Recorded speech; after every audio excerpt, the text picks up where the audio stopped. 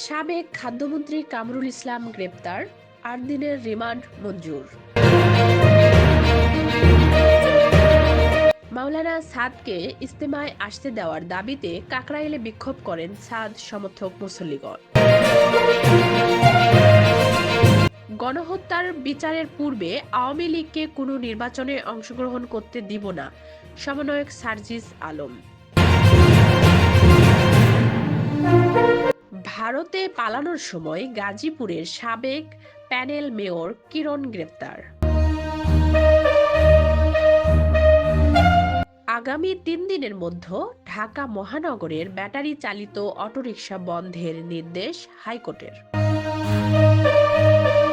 দাবি না মানলে সড়ক ও রেলপথ অবরোধ করার হুঁশিয়ারি তিতুমীর কলেজ শিক্ষার্থীদের। অযৌক্তিক দাবিতে সড়ক অবরোধ করলে কঠোর হবে সরকার, আইন উপদেষ্টা।